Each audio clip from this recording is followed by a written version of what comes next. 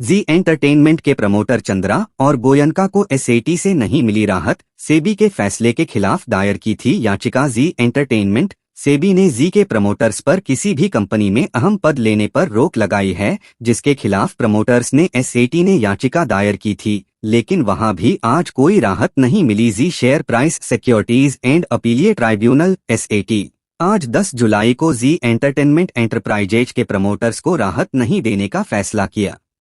जी के प्रमोटर्स सुभाष चंद्रा और पुनीत गोयनका ने यह याचिका सेबी के उस फैसले के खिलाफ दायर की थी जिसमें रेगुलेटर ने जी के प्रमोटर्स पर किसी भी कंपनी में कोई अहम पद लेने पर रोक लगाई थी। अपीलीट ट्राइब्यूनल ने इस मामले में सेबी और जी एंटरटेनमेंट के सीईओ पुनीत गोयनका की दलील सुनने के बाद 27 जून को अपना फैसला रिजर्व कर लिया था। अभी तक मिली जानकारी के मुताबिक गोयनका और चंद्रा अगले 2 हफ्तों में सेबी को अपना जवाब भेजेंगे।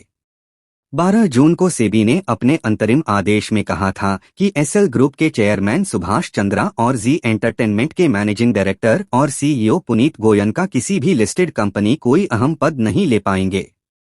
अपनी दलील में सेबी के वकील दारियस खम्बाटा ने जून में कहा था कि मार्केट रेगुलेटर 4 महीनों से यह संकेत दे रहा है कि फंड के गलत इस्तेमाल की जांच चल रही है। खम्बाटा ने कहा था कि सेबी का फैसला उसे मिले सबूतों पर आधारित है। इसके जवाब में पुनीत गोयनका के वकील जनक द्वारकादास ने कहा था कि मार्केट रेगुलेटर पास कोई सबूत नहीं है।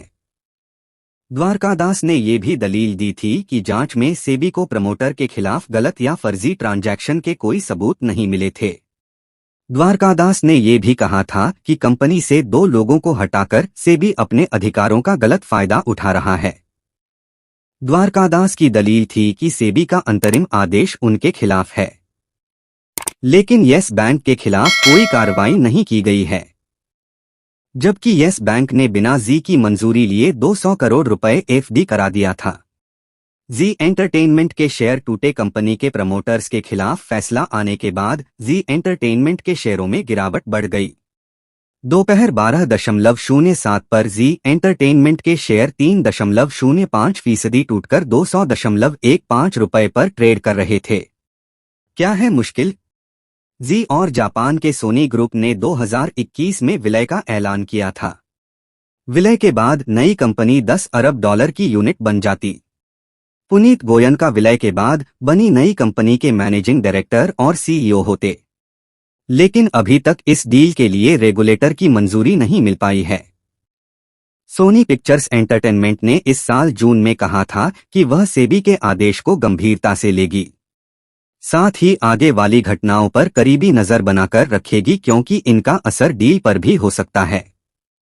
सोनी ने कहा था, हम सेबी के अंतरिम आदेश को गंभीरता से ले रहे हैं। गोयनका पर लगी पाबंदी से सोनी के साथ होने वाले विलय पर भी संकट के बादल मंडरा रहे हैं।